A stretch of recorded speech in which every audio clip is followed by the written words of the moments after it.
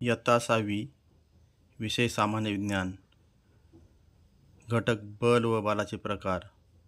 उपघटक गुरुत्वीय बल, चुंबकीय बल, घर्षण विद्यार्थी बल. मित्रांनो, आपण बल व बलाचे प्रकार अभ्यासत आहोत. या ठिकाणी बलाचे प्रकार स्नायू बल, यांत्रिक बल यांचा आपण अभ्यास केलेला आहे. आज गुरुत्वीय बल म्हणजे काय हे या ठिकाणी आपल्याला अभ्यासात आहे. बघा, आता माझ्या हातामध्ये एक वस्तू दिसते, मी अशी वरती फेकतो, ती पुन्हा खाली येते. हे का बरं असं होतं? तर पृथ्वीच्या अंगी प्रचंड प्रकारची शक्ती आहे, गुरुत्वीय बल आहे. त्यामुळे कोणती वस्तू वरती फेकली तर ती पृथ्वी आपल्याकडे खेचून घेते.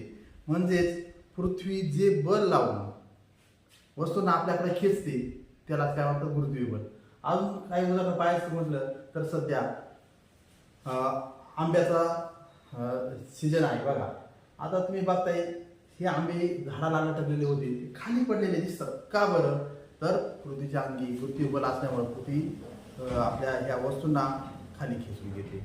म्हणजेच पृथ्वी काय करते? बल लावून वस्तूंना खेचते. यालाच काय म्हणायचं? गुरुत्वीय बल असं म्हणायचं. त्यानंतर पुढचं आहे चुंबकीय बल. चुंबकीय बल बघा, 5-6 वर्षापूर्वी पावसाळ्याच्या दिवसामध्ये रात्रीच्या वेळेस महाड येथे पूर कोसळला आणि बऱ्याच गाड्या त्याच्यामध्ये गेल्या. आणि मग त्यांना शोधण्यासाठी, त्या नदीमधून बाहेर काढण्यासाठी क्रेनच्या द्वारे लोहचुंबकाचा वापर केला गेला आणि त्या वस्तू, त्या गाड्या शोधून काढल्या गेल्या.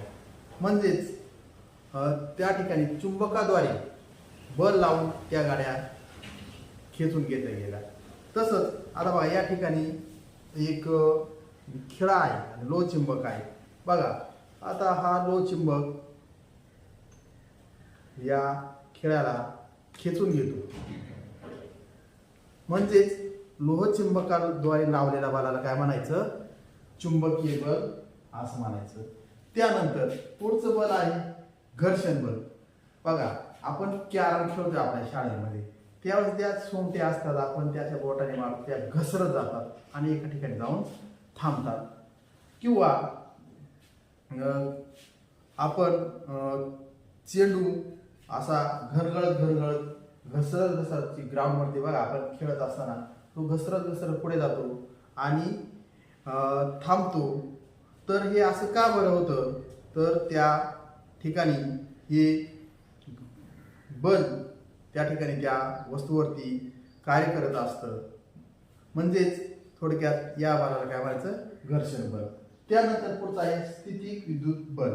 आता बघा, या ठिकाणी मी काही कागदाचे कपटे घेतलेले आहेत आणि हा जो कंगवा आहे तो हा या ठिकाणी मी घासल्यानंतर याला ही कपटे चिकटतात. म्हणजेच एखादी प्लास्टिकची वस्तू असेल किंवा रबर असेल, या वस्तूवरती जे बल निर्माण होतं त्या बलाला काय म्हणायचं? स्थितिक विद्युत बल असं म्हणायचं. अशा प्रकारे हे बलाचे 6 प्रकार या ठिकाणी आपण अभ्यासलेले आहेत.